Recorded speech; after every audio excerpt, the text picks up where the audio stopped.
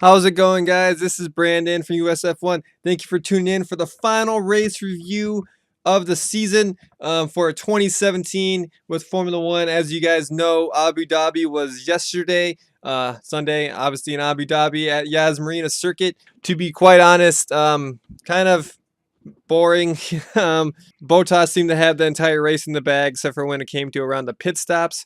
Obviously, Hamilton pitted first, and Bottas about 2 laps later, when Bottas came back out on track, they got very close.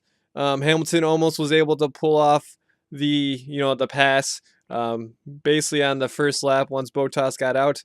But once Bottas got those tires warm, he pulled a gap, and the results seemed in the bag. But we had to thank, Felipe Massa and his final race of his Formula One career, and he had a little battle with Fernando Alonso in the middle of the race. As you guys already know, Alonso ended up getting past Massa for P9 and 10 respectively. And then other than that, the only other battle that we saw between drivers was Romain Grosjean and Lance Stroll near the beginning the beginning sectors of the race. They actually passed, had a pretty good battle for a while, since they couldn't pull each other's they couldn't get a gap in between one another, so they kept having to pass each other back and forth with two DRS zones catching each other up. But Roman ended up coming P11, and Lance Stroll ended up coming almost dead last at P18.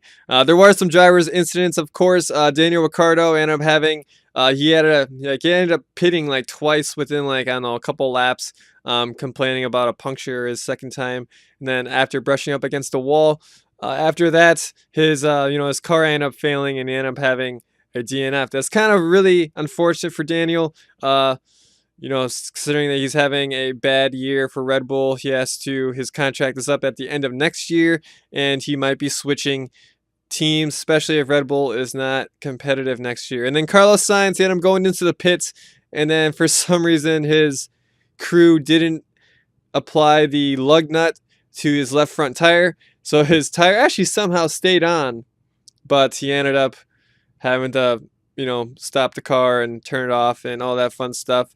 And Carlos Sainz had a disappointing end to his year with Renault, coming P19 respectively, but he did not finish. And then Kevin Madison was the only other incident on lap one. Well, during the pre-race, he actually said that he had to be aggressive on the start to gain some positions, because he was basically starting near the back. He was very aggressive, but tires were cold, and he got up onto the curbs, so he ended up being a little bit too aggressive, and he was going for the overtakes on the curbs, and he ended up spinning his car out on turn 2. And he had to start from the back from there, and he ended up coming P13 respectively. But he could have got a bigger gain if he didn't spin out there, but can't really blame him for trying, but maybe he tried a little bit too hard and came P13. So both Haas guys ended up not even having points finishes. But as the running order, because I couldn't find a race classification picture today, so I guess F1 didn't decided not to post it at the end of the race. But it was Valtteri Bottas, Lewis Hamilton for 1-2, and then Sebastian Vettel for P3. Congratulations to all three of those guys. Kimi Räikkönen P4, Max Verstappen P5, Hülkenberg P6, Sergio Perez and Ocon 7 and 8 respectively for Force India. Fernando Alonso P9 with McLaren, getting 2 points from McLaren. Felipe Massa with 1 point on his final Grand Prix. Romain Grosjean P11, Van Dorn P12, Kevin Madison 13, as I already said. Pascal Wehrlein P14, Brendan Hartley P15 after starting near the back with some penalties. Pierre Gasly P16, Marcus Ericsson P17. He ended up beating Lance Stroll. He came P18, and as you already know, the 2 DNFs and Carlos Sainz and Daniel Ricciardo. But yeah, guys, what do you guys think of the 2017 year? Overall, did you guys expect Lewis Hamilton to get his 4th World Drivers' Championship, or were you expecting more of a battle for the championship? I was hoping personally for a more competitive season than we had the last couple of years. But I think overall this aero package with the engine just really doesn't help the racing overall. In the end, in the long run, they can't follow one another. Next year is probably going to be somewhat the same thing. The engine's a little bit too, I don't know, too sophisticated, I guess. Like they're so touchy, and Mercedes just seems to be like, a light years above everyone else, especially the midfield teams. The midfield teams is sort of always get lapped. Like for instance, like this race itself ended up everyone from P9 down was lapped. But no, yeah, P9 down was lapped, and then both Force Indias are about to get lapped if it was like 2 or 3 laps more longer, which is kind of unfortunate. Hopefully, we can see, an improvement next year, which I highly doubt. Which I think we're gonna have to just wait for the regs to be changed completely once the engines start phase out and they pick new ones for 2021. And then when it comes to the Constructors' Championship, Mercedes obviously took the Constructors' Championship a while back, but Ferrari ended up coming P2, Red Bull 3, Force India 4, way higher than what they expected. Williams P5, Renault P6, Toro Rosso P7, Haas unfortunately in P8, McLaren P9, and Sauber P10 with 5 points. But I'm sure that they were hoping, everyone was hoping for like a higher place finish, except for Force India. Force India finished right where they wanted to be, in the best of the rest of since they're not the top 3 teams. They had a very solid year. Once after everything sort of smoothed out after the Ocon Perez incidents in the beginning of the season. But they definitely look a step above everyone else when it comes to the midfield teams. Haas, like my Haas guys, we had a record number of points here, but we were just way behind everyone else, even in the midfield teams.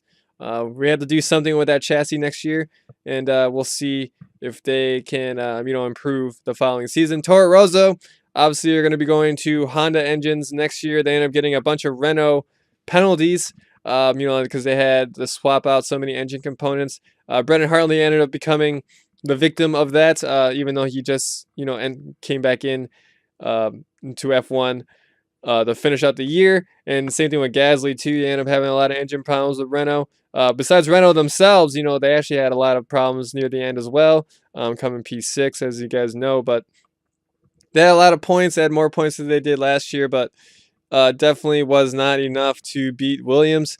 Seeing Mazda's final year, he actually had a pretty competitive season overall, but he thinks that he can go on, but he knows that it's time to go. I wonder who Williams are gonna sign. Who do you guys think Williams are gonna end up signing? Is it gonna be Robert Kubica, Pascal Wehrlein, or someone else, like even Daniel Kvyat or someone like that? What do you guys think? Yeah, Red Bull, I'm sure they wanted to bring the fight to Ferrari, but unfortunate things happen. But then again, like they had Renault engines too, even though it was deemed tag heuer, and they had some major problems with them, and we'll see what they do with the Aston Martin sponsorship next year. Ferrari, of course, they wanted to be more competitive to Mercedes, but Mercedes, again, just looked a step above everyone else. And then McLaren, of course, their engine problems were like that Honda engine was just comical in the beginning of the season. And then near the end, it looked kind of competitive. They're finally, Alonso is finally getting into top 10, but not much farther than P8 or P9. Maybe we'll see how they do with Renault engines next year. And then Sauber, they can't really do much with last year's engine. You can't really upgrade it. So Sauber just wasn't going to be going anywhere for the entire year anyway. And then there's the driver's standings. I'm not going to go over it. It's not really important to me. As you guys already know, Hamilton got his 4th driver's title, and Vettel ended up holding on to P2 and Bottas P3. And then Daniel Ricciardo, you even mentioned, even though Ricciardo came P5 and Kimi Räikkönen P4, said that Kimi should have, because he was only 5 points ahead of him in general, that Kimi should have got a lot more points than him by the end of the year, considering that Ricciardo had a lot of DNFs throughout the season. Kimi had a couple, but not a lot. And he just sort of Kimi sort of just disappeared for the entire season. He didn't pull that much of a gap between the Red Bulls and himself. So, yeah, Ricciardo has a point on that. And then, that does it for my race review. What do you guys think? Let me know in the comments below. How was the season for you? You already know my analysis on that. Sorry about that. My computer's being annoying again. And then last bit of news. What do you guys think of the new Formula One logo? Personally, I'm indifferent about it. I actually kind of like it. I know everyone doesn't agree with me on that from what I'm seeing online, but to be honest, at least it says F1 instead of like last time you literally had to like look in between the lines of where the one was. But change isn't always good, I guess, for some people. Some people just can't handle it. Some people can. So we'll see.